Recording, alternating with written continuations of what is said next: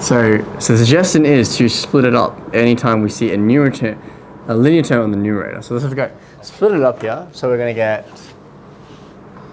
4x on x squared plus 9 plus 3 on x squared plus 9.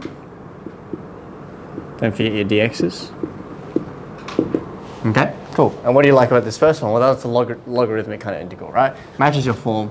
So we're going to get a nice little x squared plus 9 plus, and this guy you can factorize it out, and what you end up with is your inverse tan integral, right? So you're going to get, again, this guy is 3 squared. So our a value is going to be 3. But there's already a 3 here, which is kind of interesting. So it's going to cancel that. We get 1 on 3 inverse tan of x on 3. And we've got our constant. And again, just a reminder, when you have two integrals, although you're going to have two constants, you could just merge them together as one constant at the end. So that's fine. Don't really need to work around that. So we're going to get x squared plus 9 plus inverse tan of x on 3 plus c. Right? Not too bad. Then you have to see anything? 2 times the first one by 2. Like if you take Sorry, you're right. Yeah, that should be a 2x, and then that should we factorize out the 2. Yeah, so it matches the form. So 2, 2. It's I'll give you a clue. It's still a split up method, but like I said, the split up is not always obvious. Like sometimes here, when you split it up, you get something quite nice. Why was this one nice? Because if you didn't make a mistake like I did, you have what you have the numerator, the derivative of the denominator on the numerator, right? But now when you have something like this and you want to split it up, okay, you run into some problems because really you want to think about, okay, if I split it up, is this going to make it easier to integrate?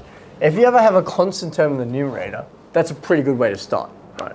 But here I've got this like just 2x on this.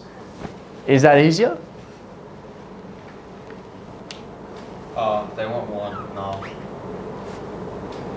What? I'm looking at the form you gave us before. The 3 we can do. Okay. So what you can do something with the 3? We can do the. It will end up being x plus 1 squared plus 1, which then we can use this one here. So it'll just be 3. But then. As in, which one are you talking about? You're talking about the log one? Oh yeah, the log. Yeah, right. So we can use that, right?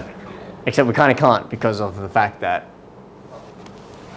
when we take the 3 away from this, right, if I end up with this, right, plus 3 over here and the 2x over here, right, what happens to this left-hand side? I just kind of abandoned it. Is this easy to integrate?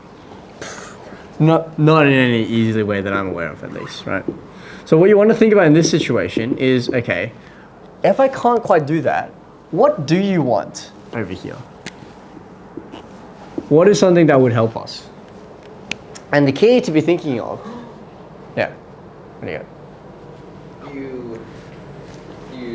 We're going to use substitution. You can do a U substitution.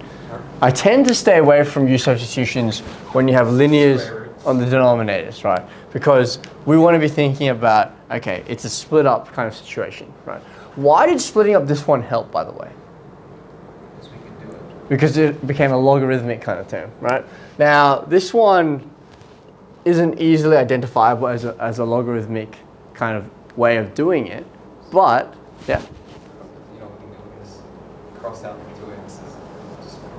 What, it's cut the cover up method? Yeah, no, the 2x. Oh, these two, they divide through. Can't divide through, yeah. I'll give you a clue, right? It's not that.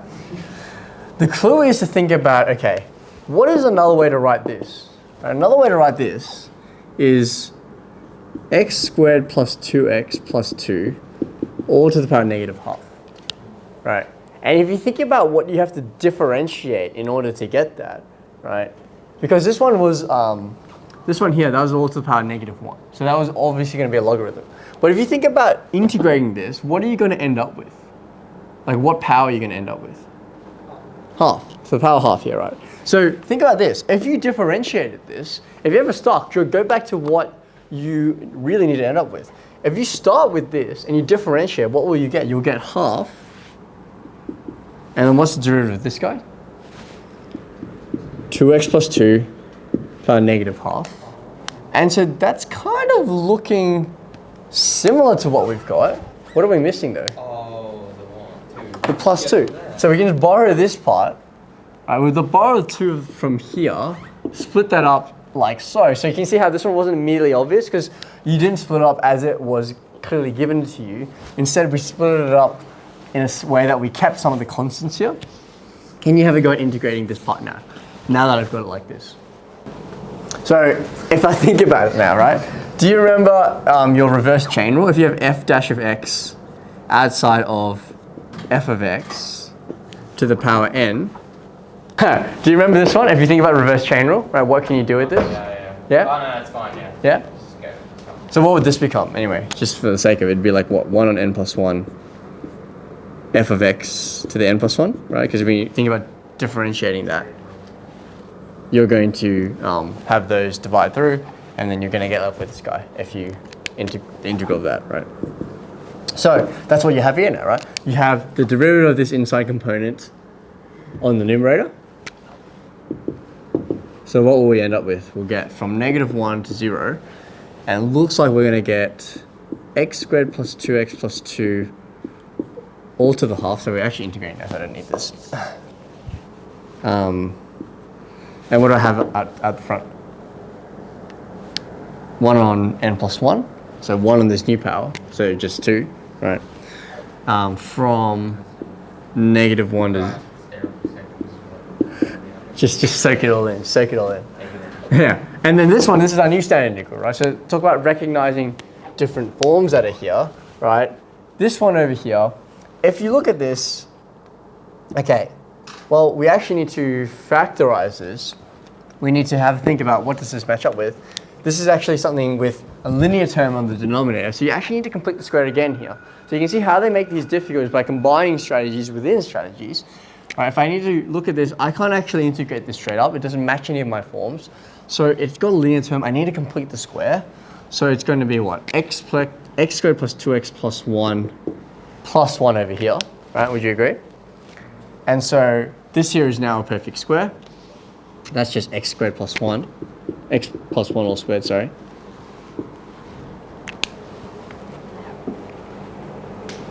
And then you said that matches up with the logarithmic one, right? So you think about in your standard log integral, this one here was x, and this one here was a. Is that right?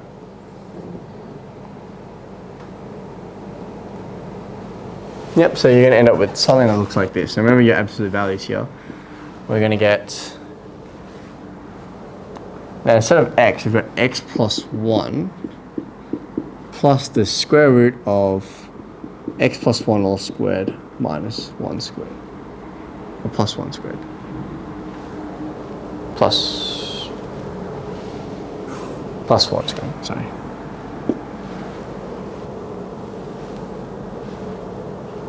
Yeah.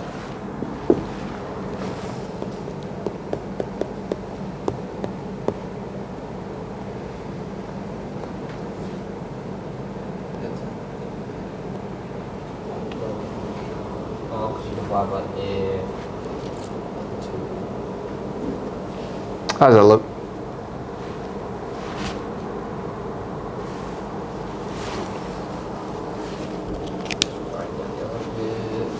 Tie this up a little bit. Yeah, that looks fine. Right, and then go ahead and evaluate for me.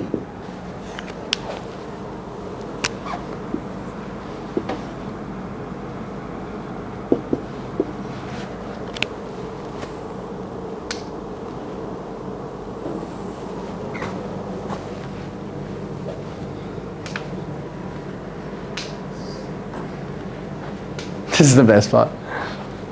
It's a bit no one wants to do. I mean, it's nice that they give you the zeros here, right? So you get something quite nice in the end. So first bit is 0 to the power of, what, 2 to the power of half. So root 2. 2 root 2. Yeah. Then minus, so you minus 1 there, you get 1, then minus 2. So minus 1 plus 2, that's just 1 plus 2. 1, just 1. 1? Yeah, then when you multiply it. Okay, so now we're going to get some interesting logs here. So this here is just going to be the log of 1 plus, yeah, ln of 1 plus root 2. minus ln of, oh, well that's 0. And then that's 0, so that's ln of 1. So this one here, if I put in x equals a negative 1 here, that's 0. This one's 0, sorry? Well, I know in this, yeah, it doesn't matter, but like, what is it? Does that just, is it nothing? ln of 0, well, if you think about the graph, it's an asymptote, right? Yeah. So it'd be undefined if it was. But it's only this part which is 0. So that's fine, right? Because if you put in negative 1 here, that becomes 0. Negative 1 here, this becomes 0. ln of 1, which is just 0. Yep. So that goes away too. And so what we end up with is something quite nice. 2 root 2, 2 outside of, yeah, how do you want to write it? That's fine. 2 root 2, 2 outside of root 2 minus 1 plus ln of 1 plus root 2. All right, perfect. There's your linear term splitting up method, incorporating also the logarithmic standard integral, right?